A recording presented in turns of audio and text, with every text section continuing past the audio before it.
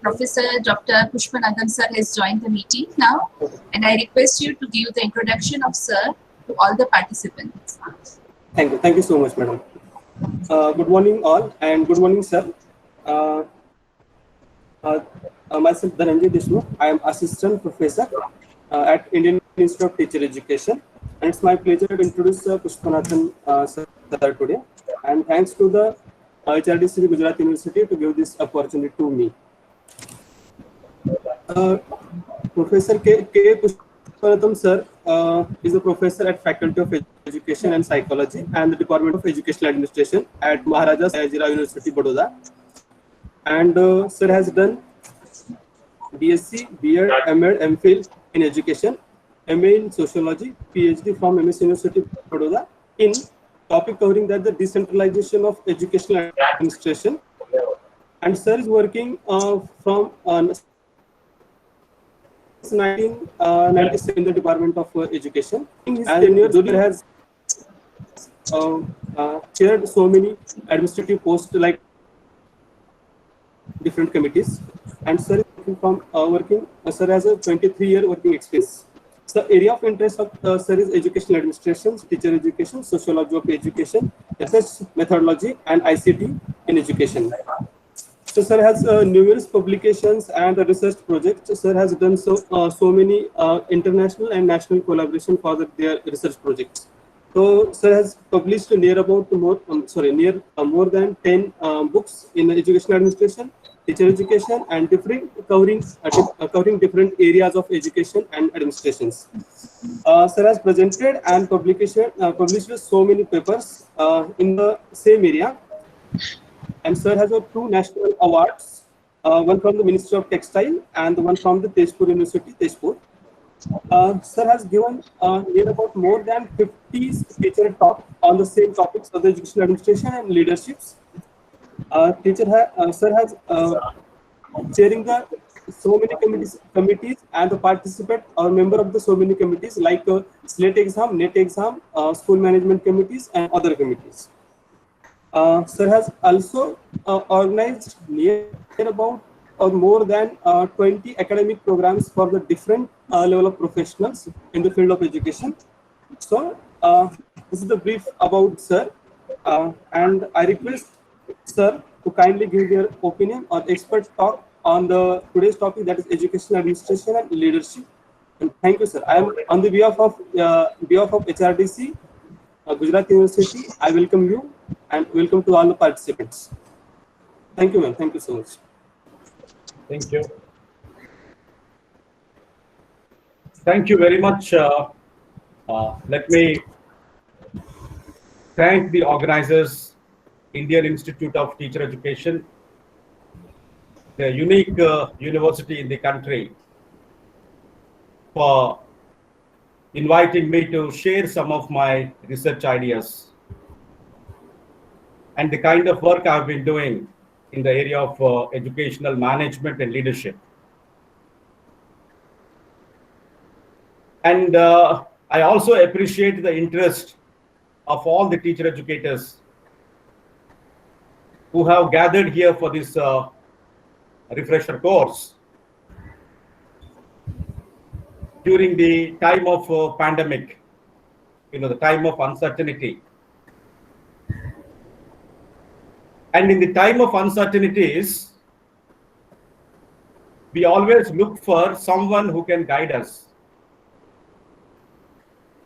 This is exactly happened, if you remember and recall, our Honorable Prime Minister, Sri Narendra Bhai Modi, addressing the whole country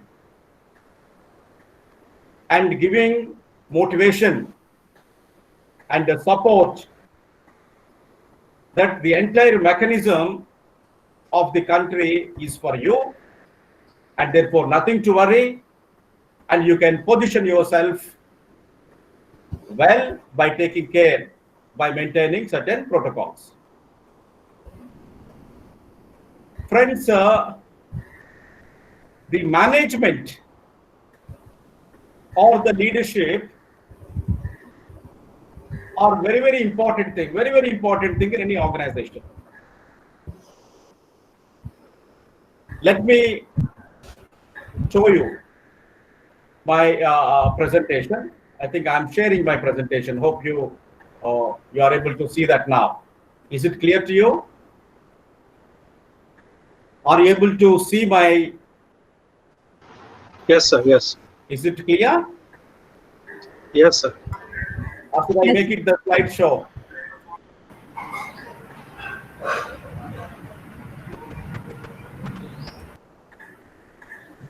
Yes, sir. It is clear, sir. Is it clear, please? Yes, sir. It's clear. Okay, good. So, friends, we are all working in the area of education. We feel proud that we are in the system of education, and the education deals with many aspects. It deals with the skills, knowledge, mind, teaching, learning, culture, values, social inclusion, assessments. There are a host of activities which are required to be performed in an institution called education. So, if you want to educate people, we are actually focusing on certain formal schooling process. In the sense, there are certain institutions which are deliberately established to carry out certain processes through which the learning takes place. Through learning, people become educated. Through education, people become empowered, and the empowered people can contribute to the nation and the global progress. I think that is the kind of a mission in which we are actually engaged in. So, how this education is being managed, and who are the people manage these institutions?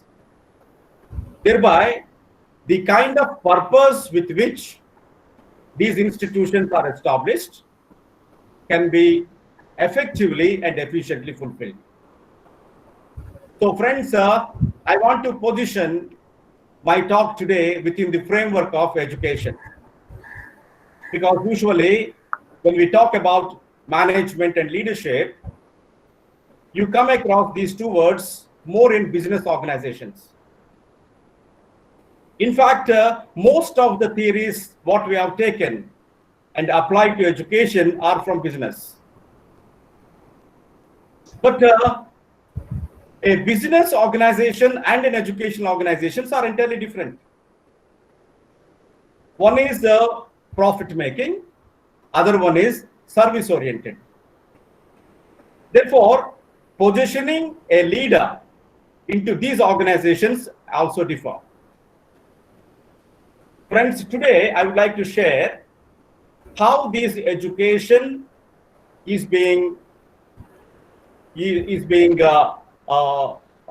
given to people through educational institutions, and what is the nature of these institutions, and thereby what is the essence of educational management and leadership in these institutions. Let me give you some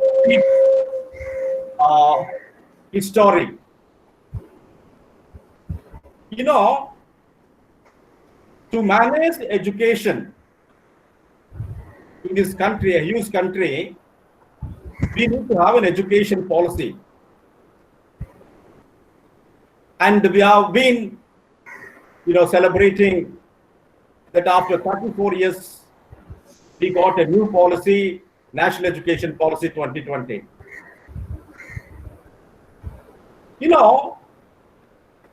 If you've seen National Education Policy 1986, there was a very clear mention. The mention was how to make the system work. So the policy documented and highlighted about institutions, curriculum, teachers, and the infrastructure, and the kind of management that is required. But they have realized if you want to make this system work, you really need to have a kind of a leadership, a kind of management perspective within these institutions. I must confess today with you that educational management and educational leadership was never been the priority till almost a decade back or 2 decades back. We were only focusing about teachers and teacher education. Of course, the teaching learning process is the heart of any educational institutions. So we derived wonderful teacher education programs, and then the senior teachers used to become the head of the institutions if you talk about the schooling. So we realized that running a school-like enterprise requires some kind of what we call the leadership, some kind of management. And that management can really create a kind of ambience, a kind of environment within the institutions, thereby the people associated with it will be able to do the tasks in a more effective and efficient way. Friends, therefore, this management and leadership have got its prominence even in education. And we started working on building up the capacity of our school principals or university administrators to create and generate an environment in which people work happily and work beyond their capacities and create significant impact to the institution and to the nation. So with this context, let me tell you that I am from the Department of Educational Administration of the Maharaja Sayajirao University of Baroda. Probably this is the only department in the country, along with very few, 1 or 2, focusing specifically on educational administration, offering specialized programs leading to educational management, and also the Masters in Educational Management program, which we actually changed the nomenclature into Master of Management Studies in Education.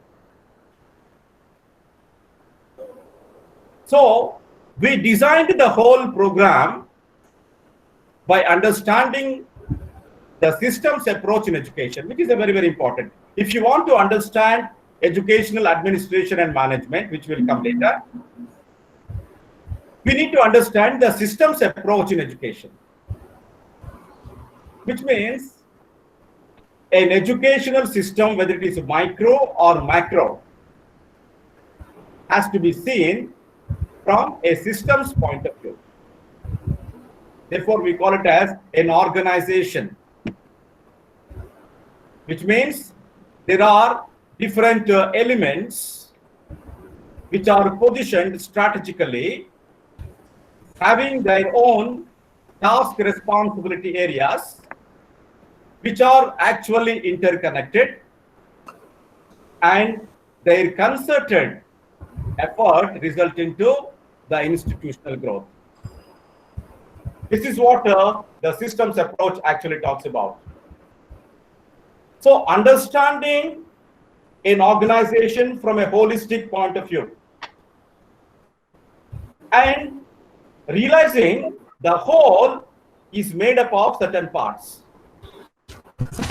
So addressing those parts, positioning them in a proper way can result into the improvement of the system, which was a great the idea of the end of 19th century.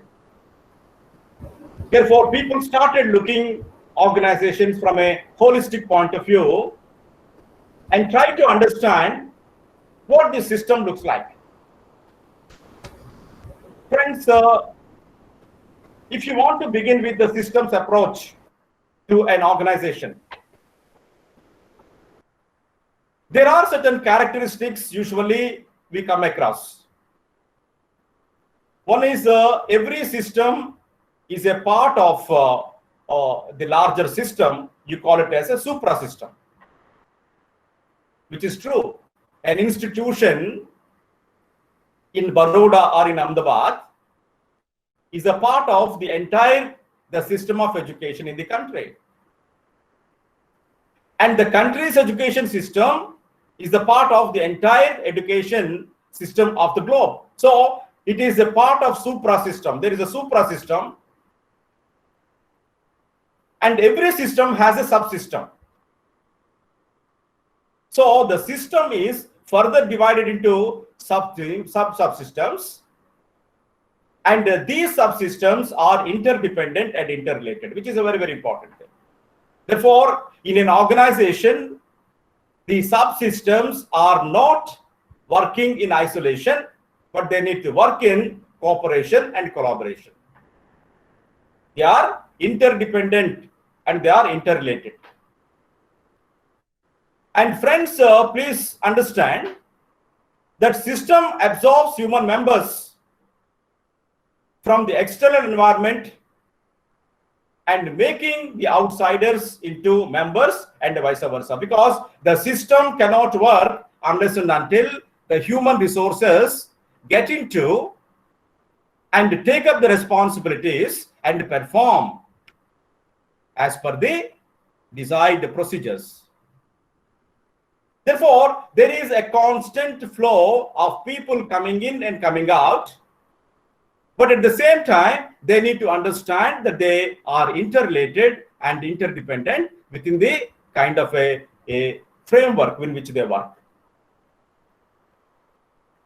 And there is a resource exchange between the system and its external environment. You know, the system is not self-sufficient to itself.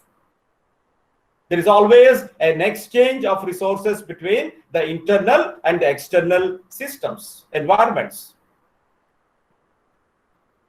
And the whole system is greater than its parts is also very, very important thing that we need to understand. So the systems approach has given a broad idea about the education system that we have today. And if you see the whole education system from three important areas: the input, the process, and the output. And each one is depend on other. And each one represents and contributes the other. I think that is the very essential point of systems approach. As I said, they are interrelated and interdependent. So the input, process, and the output. You know, the inputs are students, curriculum, teachers, procedures, policies, resources, textbooks, administrative staff, management. So the whole set of things which are the subsystems in a system need to work together, embrace the interdependence, and then they can make the system live. Friends, at this point of time, let me share with you, if you want to prepare a cup of tea, for example, you really need to have certain ingredients with you. You need to have the tea powder. You need to have milk. You need to have sugar. You need to have tea masala, etc., etc. You need to have a bowl. You need to have water. You need to have the stove. You need to have lighter. So all these components are important, but they are not meaningful independently, but they become meaningful when they are connected. So now let us imagine, I would like to offer you a cup of tea because you have been attending these long lectures for last couple of days, and you will be attending this in the few days more. So with a very generous heart, I started preparing a cup of tea for you, my friends. What I did, I took a bowl, put some water on it, put some powder on it, put some milk on it, put some sugar on it, put some masala on it, and started boiling for some time, filtered it and offering to you.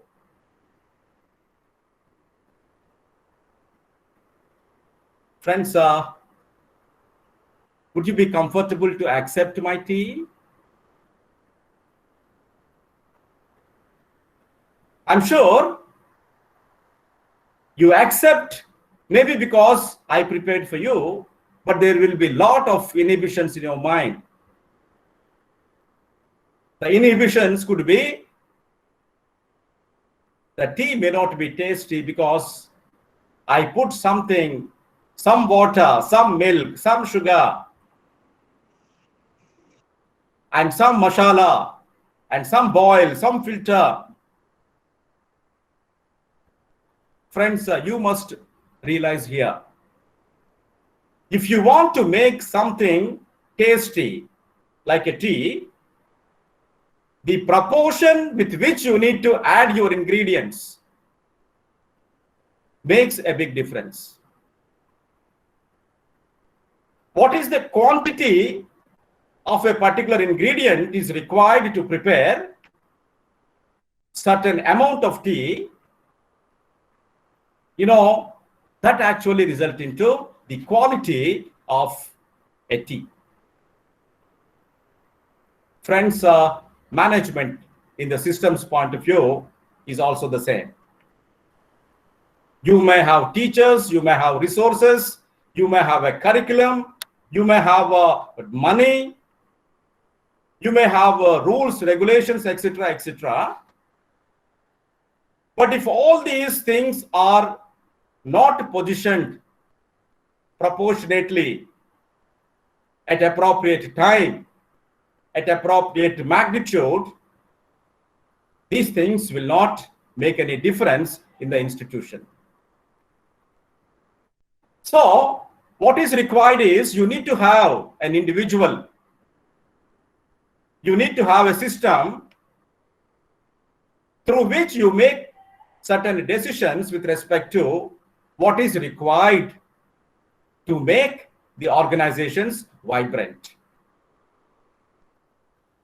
and to make the individuals motivated.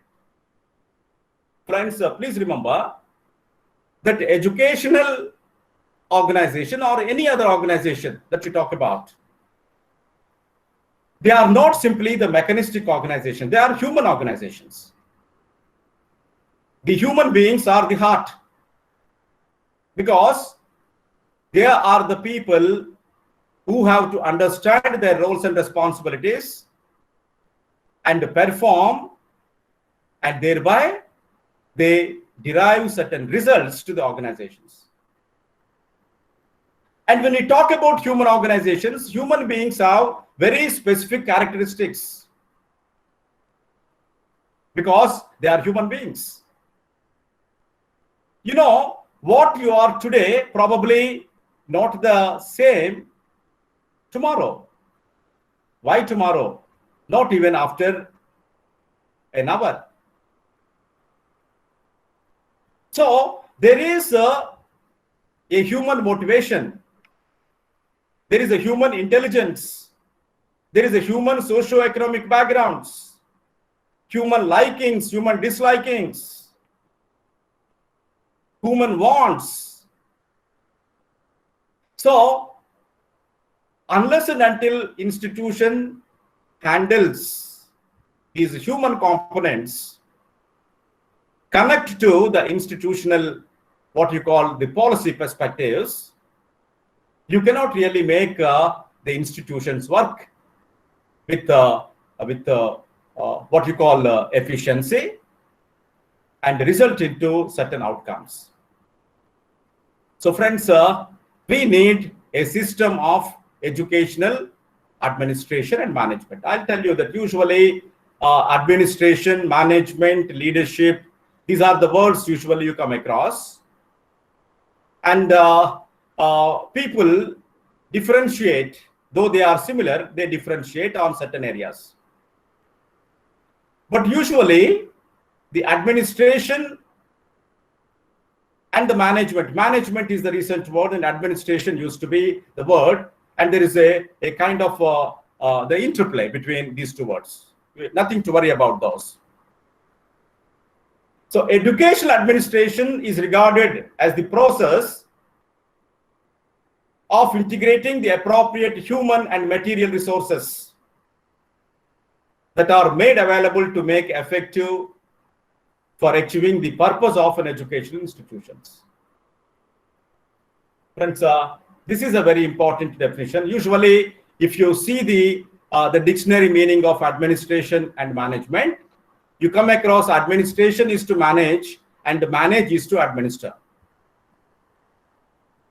But the slight difference, what you can really visualize, we will discuss in the later part of my presentation. So as I said, it is the administration who has to integrate the appropriate human and material resources, like preparing a tea, not putting some tea, some water, some milk. It will not make anything. You may call it as a tea or you may call it as something else. But the important point is integrating the appropriate human and material resources. So how do they do? How do they integrate and appropriate the human and material resources? For what purpose? The purpose of achieving the educational institution, the purpose, the goal. The goal is to educate our students, provide an inspiring learning environment, and creating the world of learners, lifelong learners. So friends, administration, educational administration actually helps in integrating appropriate material resources. And here, how do they do is the question. Integrating the appropriate human material resources as per their will and wish, as per their personal gains, as per their knowledge, or it has to be in a more scientific and rational way. Which means administration is not something an individual performs as per his wish, but the administration is a scientific process. Scientific process of understanding the institution, its goals, its vision, its mission, realizing the potentials, embracing the purposes, and positioning the human and material resources in an appropriate manner and integrate them. Therefore, they can see a better results. Friends, as I told you, the administration and management, these are the two words usually you come across. But these two words are basically meeting at the same point. The point is the institutional goals, making an institution effective and efficient. But you also need to know the little difference between these two terminologies is that the management is concerned with directing or guiding the operations of the organization, whereas the administration stresses on laying down the policies and establishing the objectives of the organization.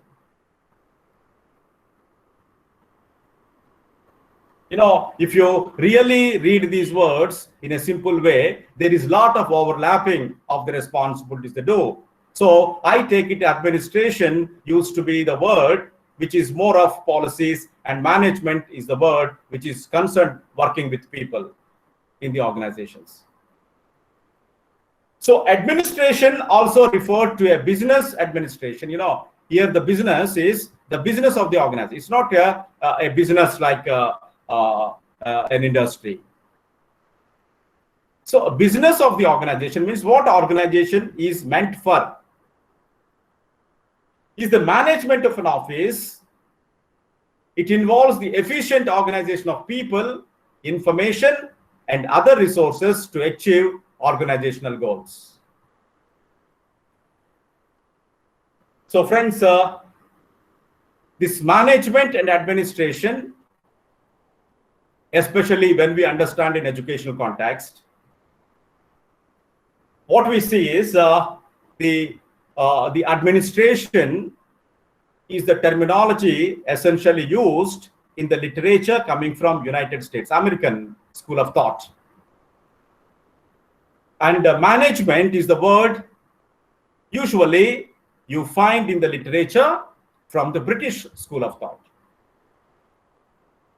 Therefore, most of the times what we do, we talk in terms of educational management, and we understand it is educational administration as well, because there are few activities where these people really do, and a lot of similarities, and there is a slight line of difference.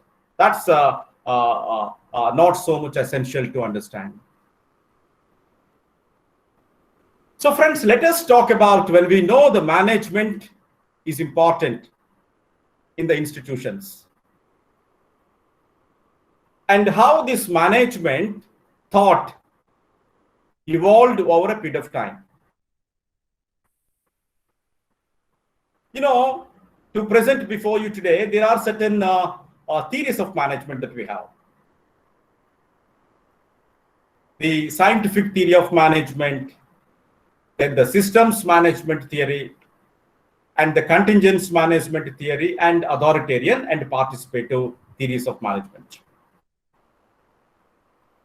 These are some of the popular management theories. Usually we apply into education system as well. The scientific management theory talks about you need to keep things in an order and the system works. So it basically talks about more of mechanistic way. You need to identify and position them, and then things automatically work. The very famous, the scientific management principles of Henry Fayol, somewhere in 19th century, he talked about there are certain things which are important for an organization to function. And if you identify and place them in order, organizations start working. He talks about the division of work. You must divide the whole work into different meaningful parts. And he talked about the authority and power. He talked about the discipline. He talked about unity of command. And you talked about centralization. He also talks about unity of direction. He gave something like 14 principles which are very, very important for organizations to function in a more scientific way. That was the initial thought of management theory. So from that thought, we actually came into the systems management theory. We started looking organizations from the system, a supra system, then subsystems, their interconnections, interdependency, and thereby we wanted to create a kind of interconnected networks of subsystems in the organizations to make it work. And the contingency systems talks about that no system of management works because systems vary, situations vary. Therefore, the management styles need to be in accordance with the kind of systems, with the kind of environment situations they encounter. And very interesting theory of authoritarian and participatory theories, which talks about the perception of the managers with regard to their employees working in the organization. You all must be knowing the popular theories of McGregor, theory X and theory Y. The theory X of McGregor talks about the authoritarian type of management, and the theory Y talks about the participative theory of management. You know, he considers you come across two situations in a organizational setup. One situation is you believe that people are there in the organization and they basically dislike work. They don't like to work. And if you want to make them work, you need to come out with certain kind of incentives, rules, punishments. Therefore, there is always a close monitoring of the people to make them work. There, the management becomes more authoritarian perspective. And the theory Y of McGregor talks about, believes that people are there in the organizations and they like to work. They are there to work. Therefore, it is the responsibility of the management to provide the conducive working environment, provide continuous motivation, provide inspiration, and be a part of the working culture in the organizations. So friends, these are the different theories. There are many other theories of management which we will be discussing. So the management theory has moved from understanding an institution from the mechanistic point of view to a humanistic point of view. A mechanistic point of view believes if you place things in order, the things automatically work. The humanistic point of view is we have realized the organizations are human organizations. And a lot of behaviors and beliefs of the individuals play a dynamic role in actually functioning of the organization. And therefore, you are talking about your perceptions and the situational understanding, the behavioral dispositions of the individuals in the organizations.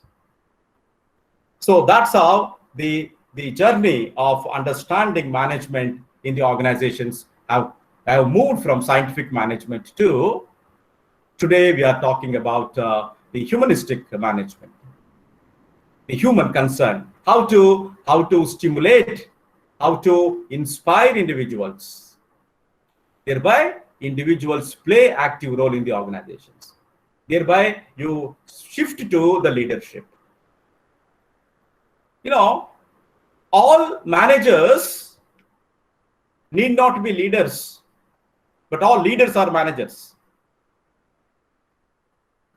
So management actually works to obtain the institution, but the leadership actually take the group into them, inspire them, be with them.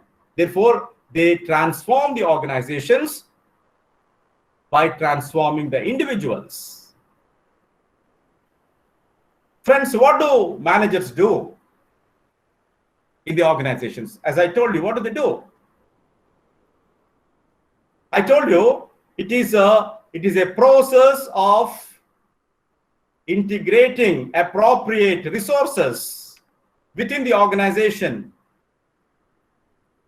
to accomplish the organizational goals. And our organization is educational organization, and our goal is create a wonderful learning environment and create a learned individuals who can really contribute to the nation and the global development. So to have the integrated and appropriate resources, what do? They plan, they organize, they direct, they coordinate, they supervise, they control, and they evaluate. It is a continuous process. These are the functions managers do in the organization. They plan. You know, the planning is a very, very important activity that the educational leaders need to do. Somebody said, if you fail to plan, you better plan to fail. So when you are planning, there are a host of activities that you need to keep in mind. Your institutional goals, your institutional resources, your institutional strengths, your institutional value systems. Taking all this into consideration, you must plan, and your plan needs to be a realistic plan. And then you need to organize the resources which are there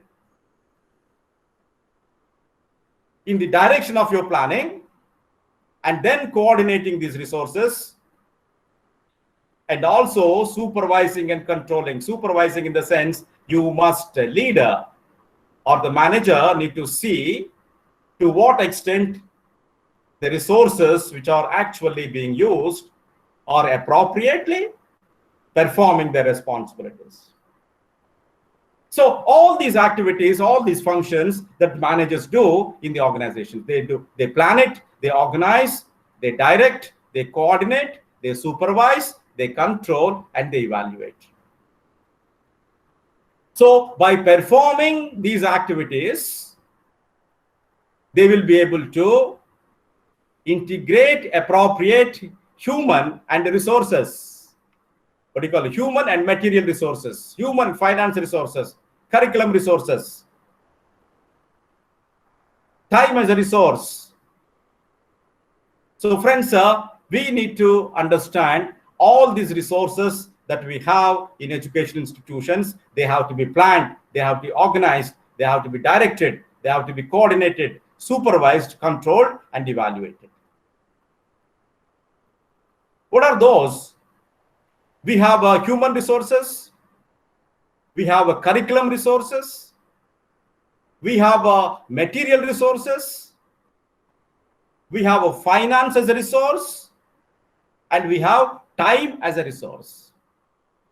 Because we are bounded with the time, and how effectively I can take the best out of my teachers in those 5-6 hours they are in my institution.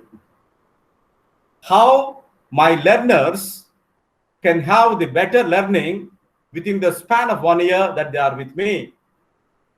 So it has to be planned. The curriculum has to be planned. Learning experiences have to be planned.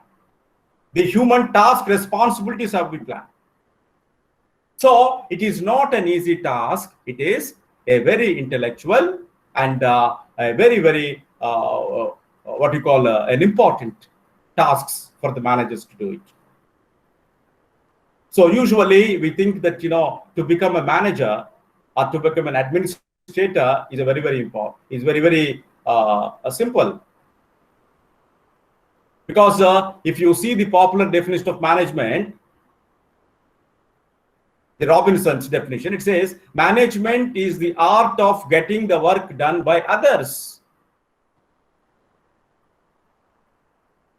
So if the management is the art of getting the work done by others, therefore I need not do, only others do, I will sit on the chair and enjoy. Friends, that's not so easy as you think of. The art of getting the work done is a very, very important. It's not so easy to get the work done by competent, intelligent, diversified resources that you have in the organization. And you need to do all these different functions meticulously, systematically. Otherwise, you cannot really create that institutional vibes. Therefore, you really lead to the excellence in the institutions. So what basic roles these managers really need to exercise? Friends, the literature says there are 3 roles usually the managers in organizations, educational managers in the organizations, they play. One is the interpersonal role. If you see the function of coordinating, here the role that involves coordination and interaction with employees is important. You know, manager cannot isolate himself in his own cabin. Management or the manager has to create that interpersonal relationships. So an interpersonal relationship really empower individuals and makes themselves comfortable. Friends, we as human beings, if we are not comfortable to ourselves, we cannot be comfortable with anyone in this world, which is a very, very true thing. If I cannot be comfortable with myself, I cannot be comfortable with anyone, nor I can make comfortable to anyone. Therefore, what is important is we must connect to others and we must connect to our inner self, and you need to interact. And the interaction gives opportunities to understand and to accept. I think that's very important in the organization. Therefore, what happens today, you help people to own the institutions. If you say that I'm hiring people, if the people are hired, there's a beautiful saying in English, the hired hands own nothing. Hired hands own nothing. They don't own nothing. So what is required is you must make people to own the institution. The ownership is important. And when they own the institution, what happens? They tend to work beyond their comfort zones, capacities. And there is a sense of comfort. And that comfort has to be given by the manager of the institution, the management of the institution. And the second role they play is the informational. This actually involves handling, sharing, and analyzing information, because he is the one who has to take certain decisions, and those decisions need to be rational, not emotional decisions. It's not the management reacting to the situations, but they need to respond to the situations. My dear friends, you should understand the difference between reacting and responding. Reacting the situation is not your action actually, it is the reaction to somebody's action. But when you are responding to a situation, it is your action. It is the combination of your value systems, your intelligence, your culture, your vision, and then you respond to the organizations, and that actually talks about what you are in a perspective. So for that, what is important? You need to play an informational role as educational managers. And the third important role is the decisional, where the individuals need to take a rational decision-making process, where every individual thinks there is a justice, there is a fairness in actions in the organizations. So these are the important roles that managers basically play. So to play these roles, what kind of skills are required for educational managers? The literature identified certain important the skills. You know, the political skill, it's not the way that we use the word political. The way we use political in a very different context. But friends, the political skill represents building power base and establish connections. You know, if you want to run an organization, you need to have that. You need to build a power base and then establish connections with the supra system. We discussed about the supra system and the subsystems. So one skill is to be open and to look for building power and establish connections that will result into the institutional growth and development. And the second skill is the conceptual skills. You should be able to understand the complex situations, because organizations are complex in nature, because they are actually linked with a lot of subsystems. So the educational manager need to have the conceptual skills which can help them to analyze the complex situations. Like there is a conflict between two teachers in the organizations. That happens. There is a conflict between the parents and the institutions. Or there is a conflict among the parents with respect to institutional policies.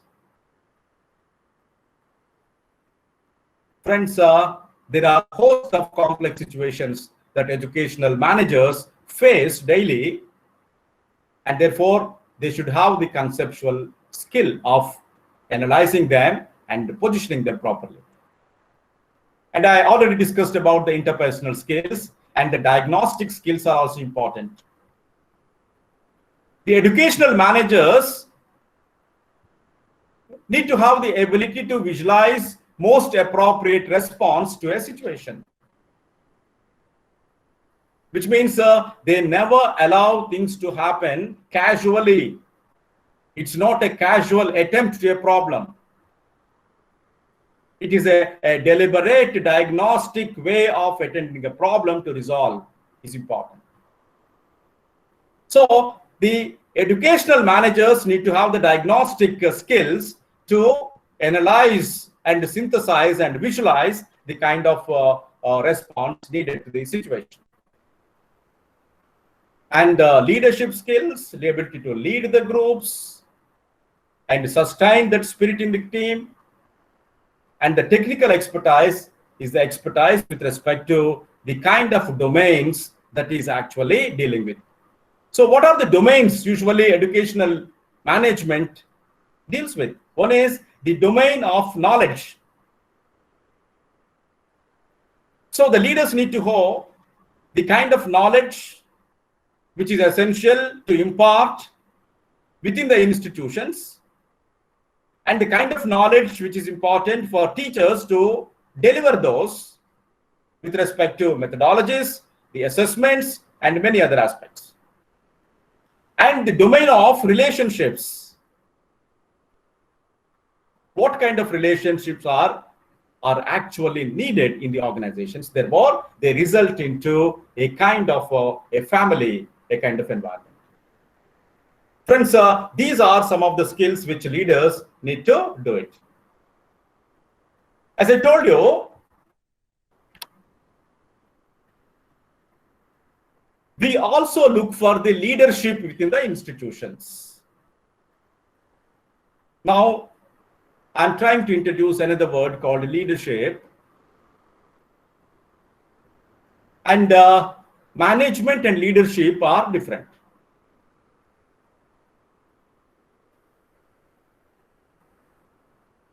You know, leaders do right things. And the leadership is the art of influencing people, inspiring people to take up the responsibility to perform in the organizations. You know, one is the one who actually use the human and materials appropriately to do things is the management. And the manager with the leadership abilities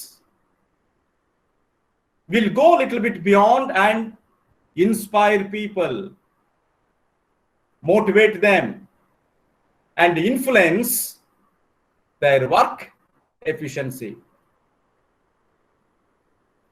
And here the concept is a leader not only develops the organization, but also transforms the individual as well. Friends, what we need today in educational institutions is the educational leadership is important. Because the very essence of education is to transform individuals. So the transformation in individuals require an inspiring leadership. So let us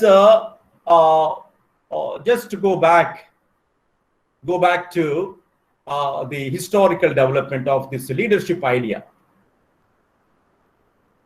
You know, it was late 1800s.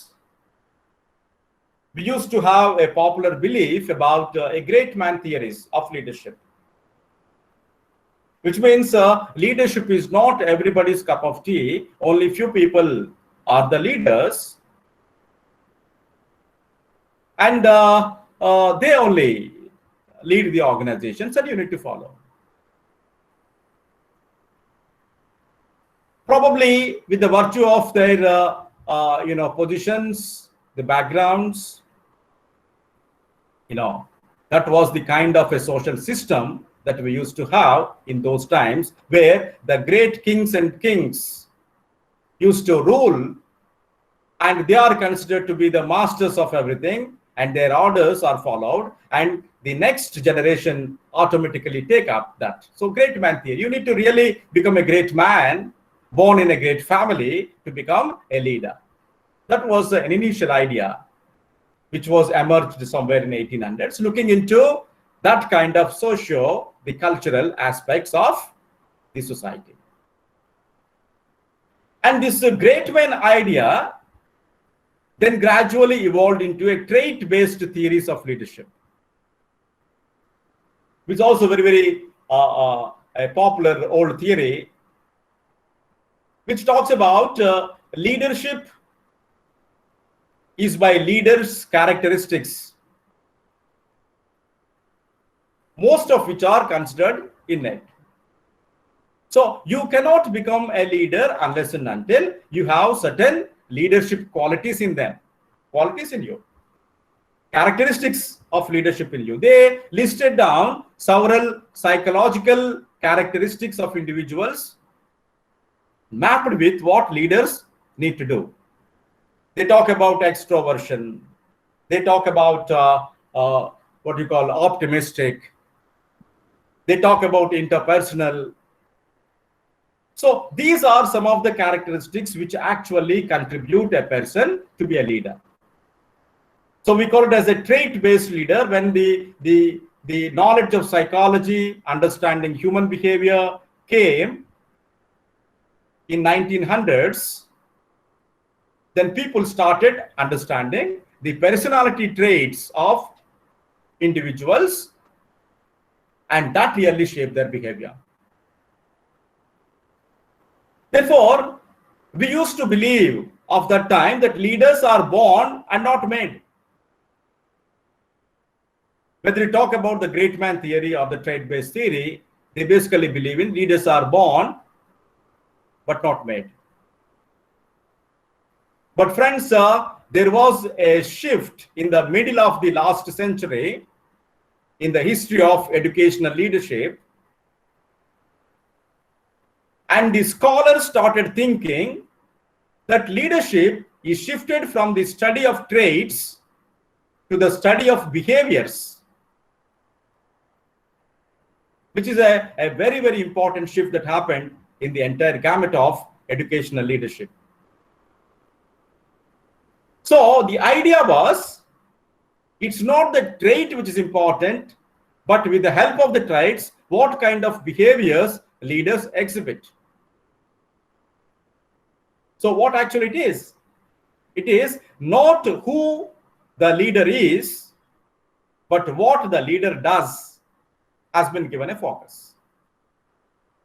It's not that what leaders possess, but what leaders practice is being given an utmost important in the middle of the last century, and that opened up the leadership studies in a more holistic way in the system.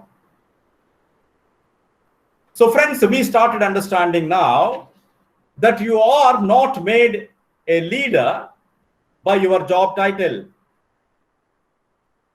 Please remember, you are not made a leader by your job title. You are made a leader by your influence. Of course, there are certain power bases in the leadership. We call it as the power base. Positional power and personal power. Positional powers are the powers which you derive out of your, what you call the job. For example, you are head of the institution, or you are the principal of a school, or you are the vice chancellor of a university. They are the positional powers. By virtue of your position, you hold that leadership. Friends, if you are not exercising your personal power, then what happened? Your positional power will disappear when the term is getting over. But if you are mixing with your personal power, what happens? It doesn't mean whether you are holding a positional power or not, you have a charismatic power. You keep on influencing your followers throughout, because not with the positional power, but with your personal power, your charismatic power, your expert power. Friends, one very important thing which is important is leadership and the followership is a very, very important. If there are no followers, you cannot claim that you are a leader. Leaders need to have followers. And to sustain the followers and lead a team, you don't need a positional power all the time. You also need to develop your personal power, which is important. What I consider in education, when we are actually striving to bring transformational change in the system, we need to imbibe the personal power. The personal power is our knowledge power, our charismatic power, through which we can influence the people's thinking, feeling, and acting. As a teachers, we hold the responsibility. Therefore, please understand, the leadership is not a leader at the helm of affairs, but a teacher leadership. Today, we are talking about the teacher leadership. Therefore, in most of the educational curriculum in teacher education, we are focusing about teacher leadership, how teachers can exercise leadership within their own framework, within the classroom teaching learning process or within the institution. How teachers can exercise leadership, we call it as a teacher leadership. So teacher leadership is not a solely on the positional power, but it is on the personal power of a teacher. They influence thinking, influence feeling, influence every aspect of the student's life. Therefore, what is that leadership that teachers can really do, which is a very, very important. In most of the teacher education curriculum, I usually say that we have a subject called school administration. It is very, very unfortunate, and I'm pretty sure about the progressive steps that Indian Institute of Teacher Education is taking now to reconceptualize a teacher education in the 21st century. This task has been taken by our Honorable Vice Chancellor, Harshadbhai Patel. So in these progressive steps, I'm sure the curriculum that we have in B.Ed, the school administration actually talks about the principal as an administrator. But we really need to come out with saying that there is a distributive leadership which is important in the institutions. So identifying a teacher as a leadership and then developing the kind of qualities that teachers need to possess along with the methodology of teaching, the pedagogy. The pedagogy and the leadership are important for teachers even. I think that kind of a model need to be evolved even in the B.Ed curriculum, and I'm sure that's is also the agenda of our Indian Institute of Teacher Education, Gandhinagar. So friends, another model of leadership today, as I talked about, the leadership which you believe in transforming the institutions. So it is not what leaders possess, but it is what leaders does contribute.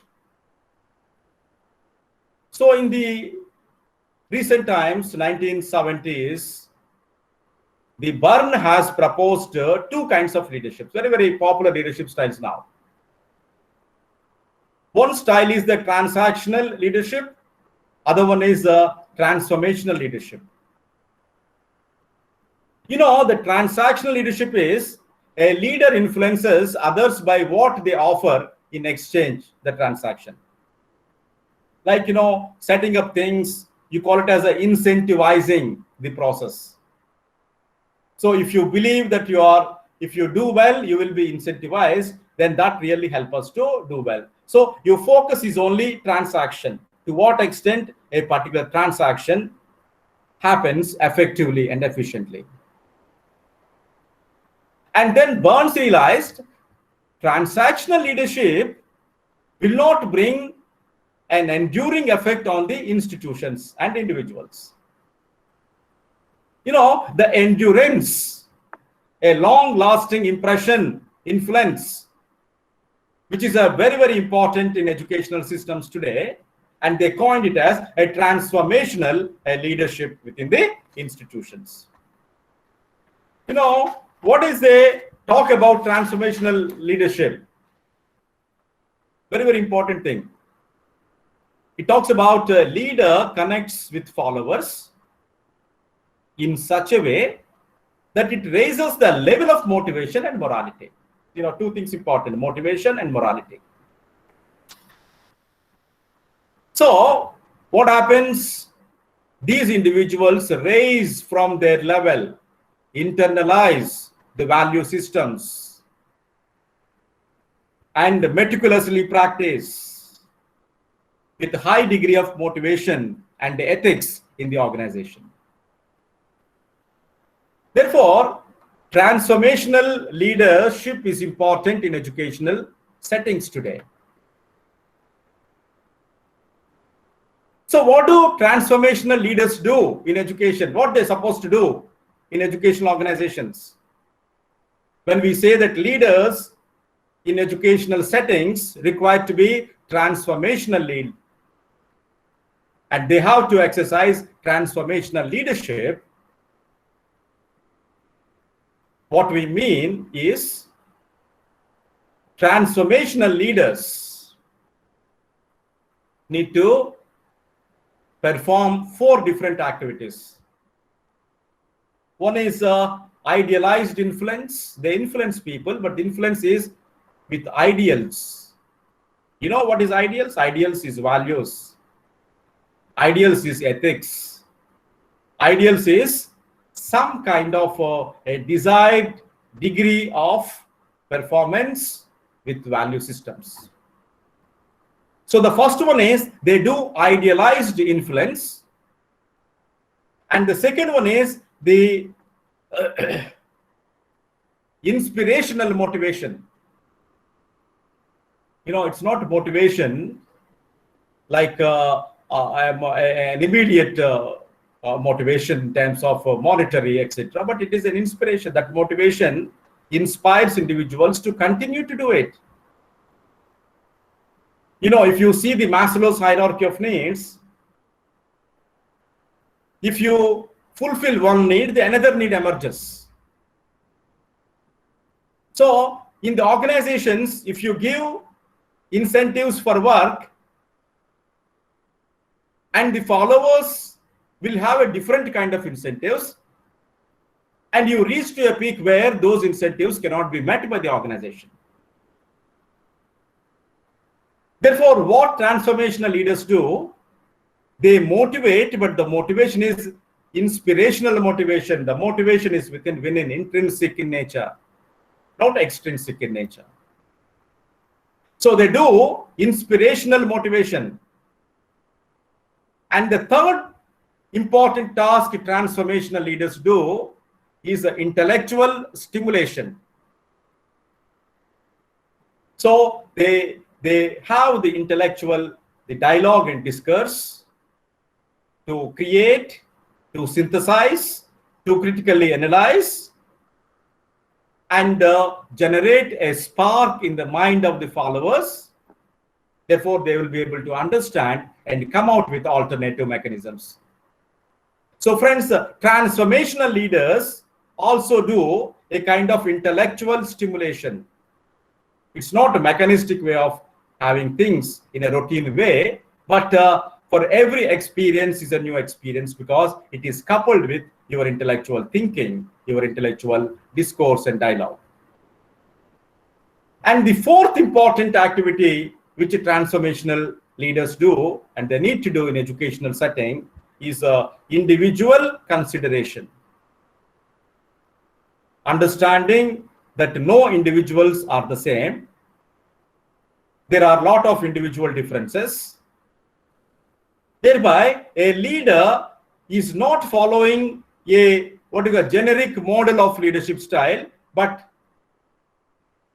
his leadership style is really reaching to individual needs in the organization.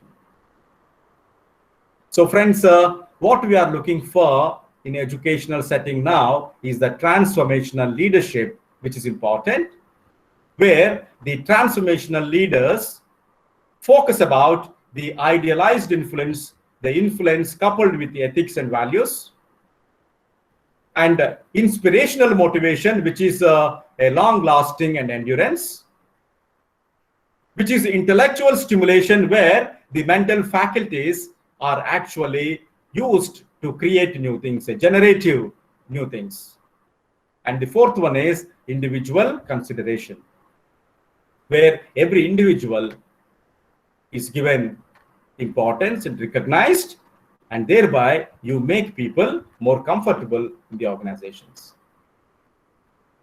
So friends, what do they do, the leaders?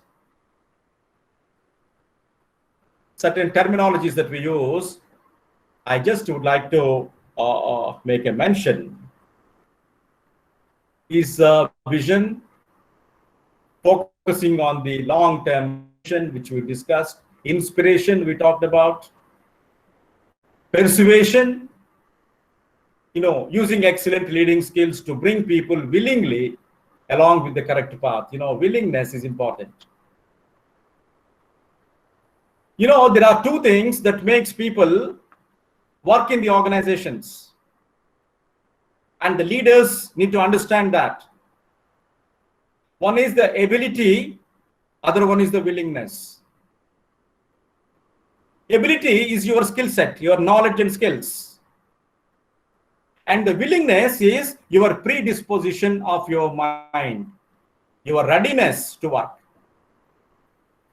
So, people don't work if they don't have ability and if they don't have willingness.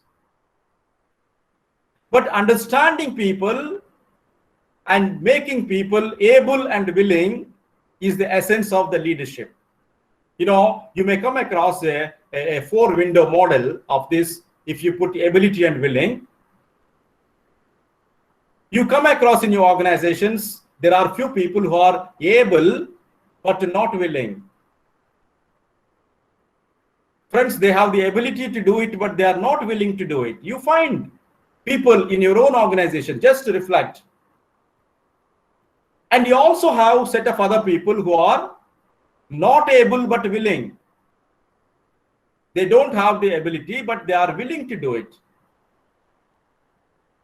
And the third set is, they are not able and not willing. They don't have any abilities, nor they have any willingness to do. And unfortunately, we also have such people in our organizations. And the fourth category, you have people, those who are able and willing. Friends, I'm sure you understand the 4 windows. One is able but not willing. Second one is not able but willing. Third one is not able and not willing. And the fourth one is able and willing. If you just take a minute and ponder on this idea, in an organization setup, what would be the percentage of people that you find within the organizations with respect to the not able, not willing, able and willing, and able, not willing, and not able and willing kind of people? You really embrace to know that we have all the combinations and permutations of people working in the organizations. Therefore, as a leader, transformational leader, you must bring all sorts of people into the window of able and willing. And if you want to bring people into the window of able and willing, you are actually performing the responsibility of persuasion. It is a process through which you bring people willingly along with the correct path, which is a very important part of the leader.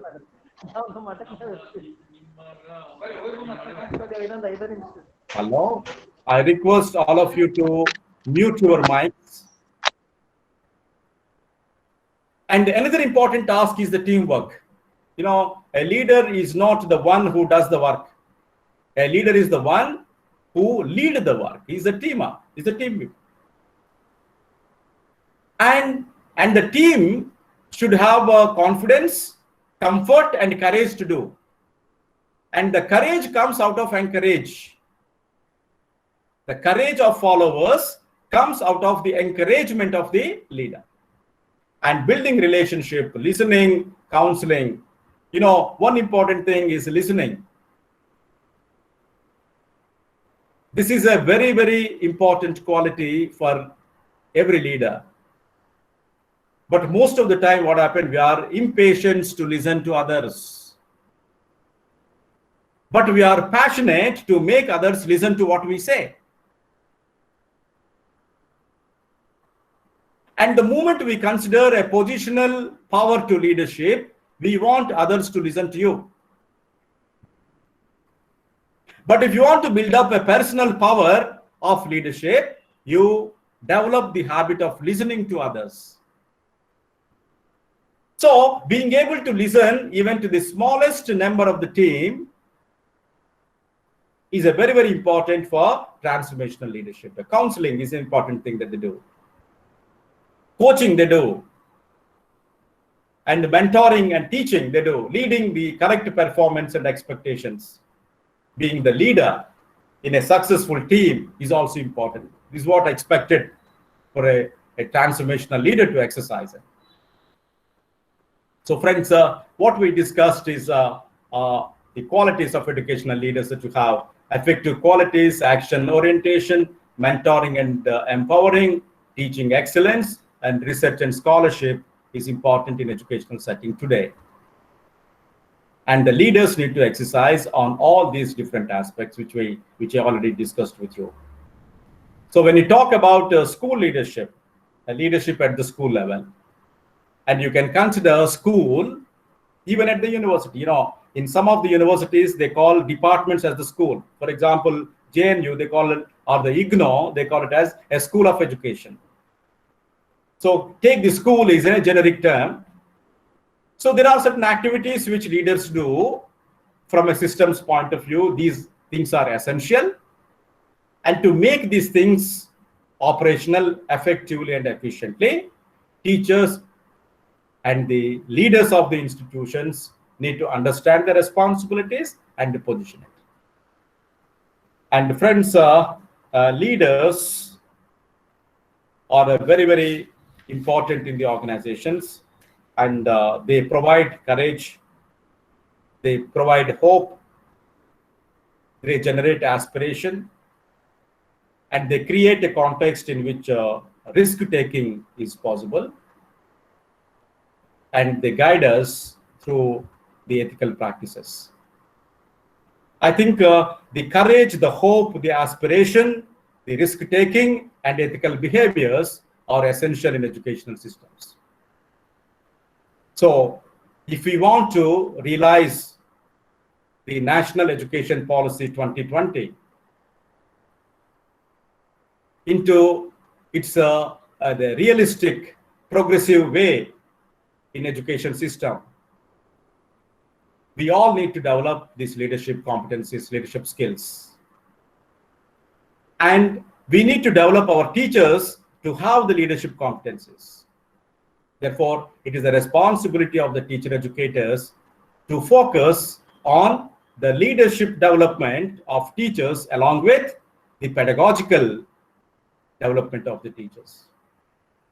You know, the teaching styles and the teaching methods are as important as the leadership styles and leadership approaches to transform our institutions today. And friends, with this, I stop my presentation. And if you have any questions, I will be happy to respond to you. Thank you very much for your patient listening, and over to organizers. Thank you.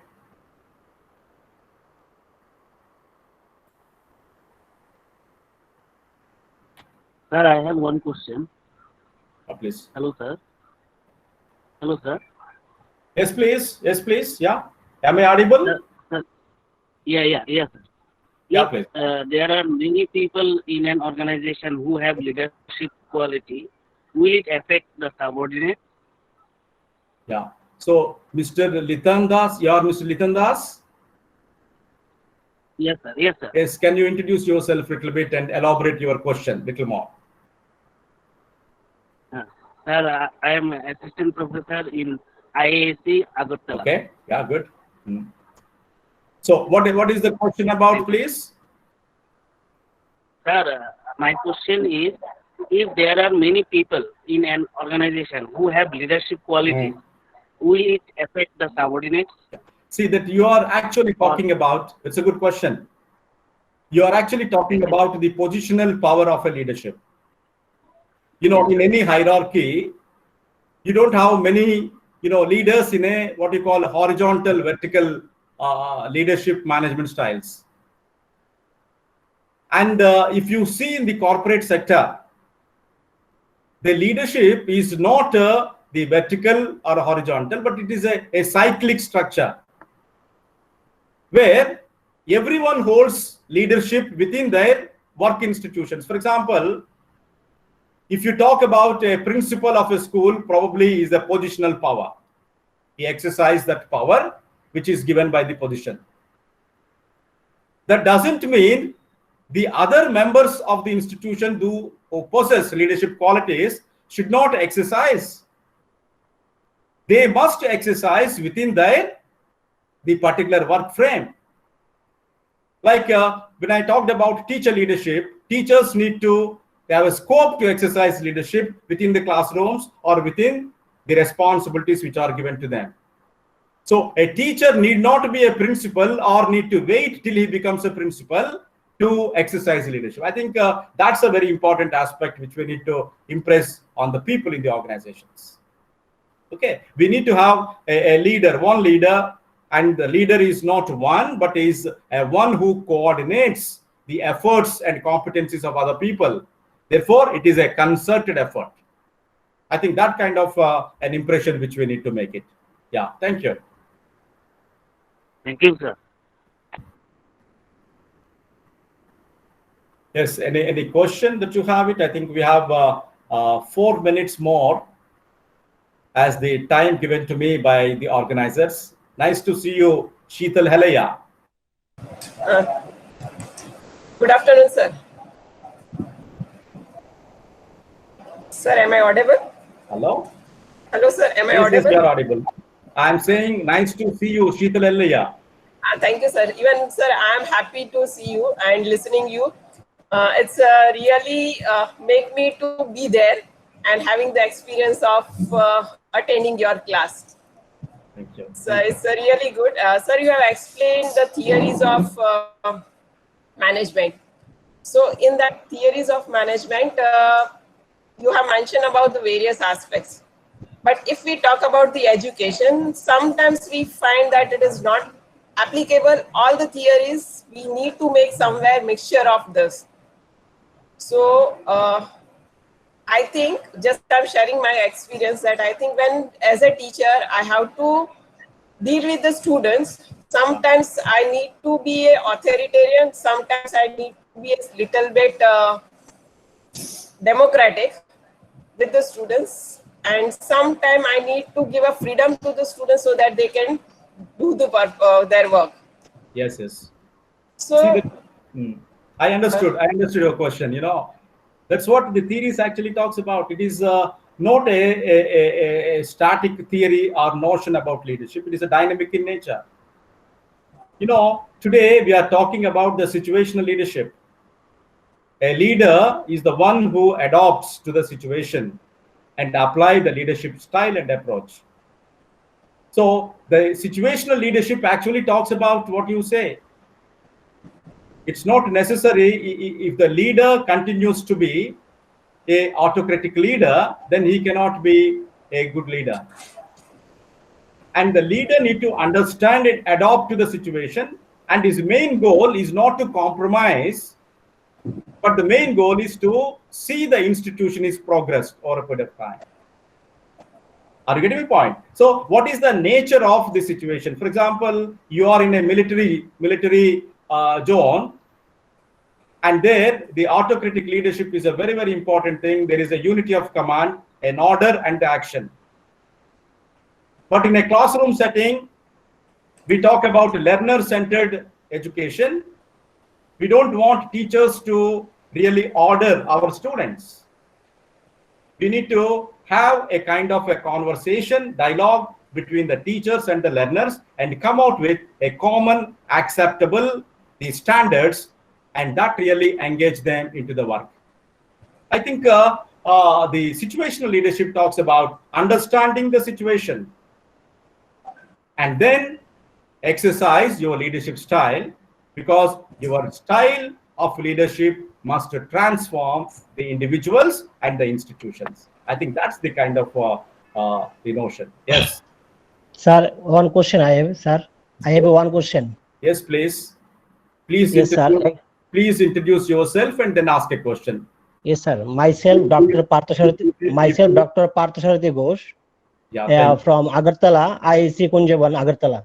Yeah. Sir, my question is regarding from your lecture, sir, how we manage reacting versus responding? You mentioned reacting versus responding.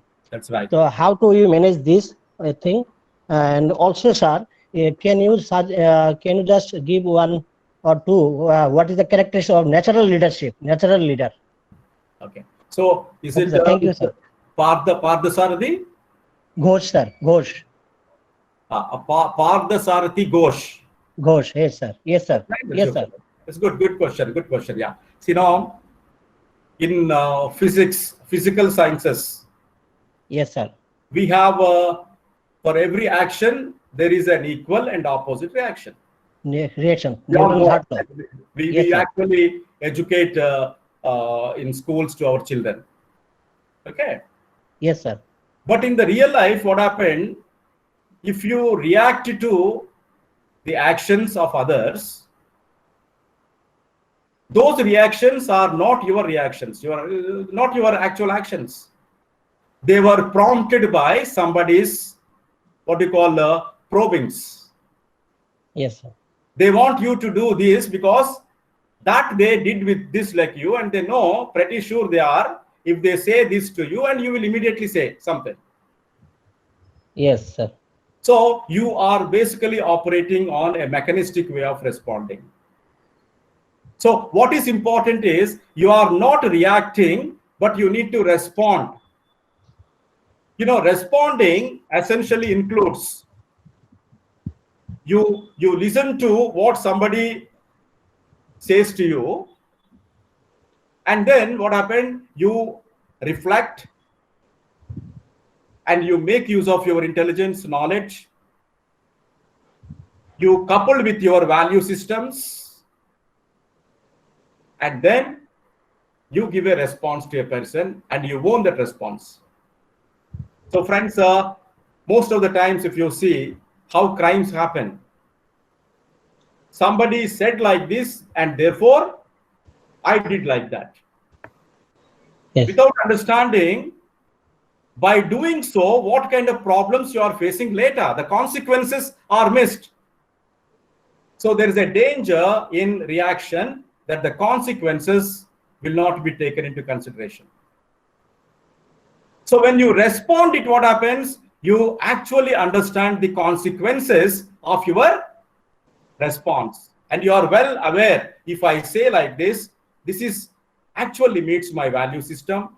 This is out of my intellectual capacities, and that will minimize most of the problems that we actually encounter in the organizations. So let us practice this. We should not be the what you call reactors, reacting to somebody's action, but we need to be responders. We need to respond to the actions out of our wisdom. We are not a simple individuals. We have knowledge, we have skills, we have attitudes, we have values.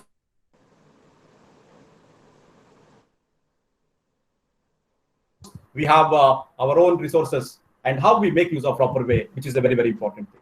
Okay, so Yes, sir. as a teacher in the classroom or as a leader in the institutions, we need to imbibe this practice of responding to the situations, not reacting to the situation. Yes, sir. Okay? Yes. Thank you. Okay, thank you, sir. Thank you. Sir, another question is, sir, what is the quality of a natural leadership or natural leader?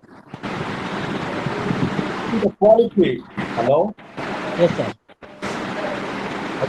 I request all of you to mute your mics. Yeah. Please mute your mics. There is a voice coming up, a disturbing voice coming up. Hello. I request all of you to mute your mics, please.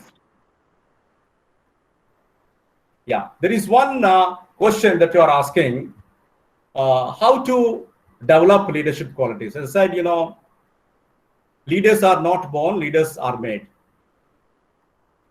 And we have examples. Like the topmost management institutions in the country today. The number one in Asia is Indian Institute of Management. And the graduates coming out of this system are actually holding the leadership positions in the top Fortune companies in the world. which means if you can inspire and what you call spark the mind of intellectuals, putting them into a context and developing them intellectually, emotionally, ethically, and then you can certainly make a good leader, and those leaders can really transforming, and we have a lot of such examples. So leadership development is a very, very important. One is the individual need to have that intentions to hold up the leadership position. And the second one is the institution must create opportunities to develop what I discussed about those interpersonal relationship, intellectual relationships, informational relationship, decision-making process, conflict resolution, communication. And all these areas has a huge body of knowledge and skills, and they can be developed systematically with a continuous practice. So leadership development is possible. Thank you. Yes, please. Any other question? Thank you very much, sir. Thank you. Sir, I have a question. Yes, Hiral. Sir, good afternoon. Good afternoon, Hiral. Yes. Sir, I have one question regarding the leadership. Every leader have the different situation and they have to deal with the situation. Some leaders are reacting on the situation and some are responding this situation. That's right. What are the exact way to reacting or responding? What as a leader we have to follow? You know, we have to reacting on the situation or we have to responding the situation? See, that I must tell that a leader should never react to situations. Please remember. As a teacher, you should never react to situations. So we have to responding on that. What is important is, as a leader, as a teacher, we must respond to situations. And please understand, response is your conscious engagement, your thinking. Your thinking is put in, your ideas are put in, your knowledge is put in, your culture is put in, your value system is put in, and the consequences are well thought of. Therefore, in a leadership, one has to respond and one should not react. Yeah. Thank you, sir. Thank you. Thank you so much. Thank you so much. I think the time is given is 1:30. I think now it is almost 1:38. I don't know. Organizers are not stopping me. Sir, actually the freedom is given, so and all that interacting, so there is no time limit right now. But the participants must be hungry. It's a lunch time for them to take a lunch. Yes, sir. So thank you so much. Thank you very much for your patient listening. And you can take my email ID from the organizers. I work in Baroda University, Faculty of Education and Psychology, in the Department of Education Administration. And please feel free to contact me. Thank you very much for your patient listening. Thank you. Thank you, sir. Thank you, sir. Thank you, sir. On behalf of HRDC, Gujarat University, and all the participants, I would like to thank for explaining the simply way and resolving our doubts. There are many participants still wants to interact, but as you said that right now we are stopping, and we are definitely be in touch with you by the virtual mode, and try to learn how to manage oneself and how we can be a good leader in the classroom and in the institution. Thank you, sir, once again. Thank you. Thank you so much, and take care of your good self. Stay safe and healthy. Bye-bye. Okay, bye, sir. All the participants, we can leave now.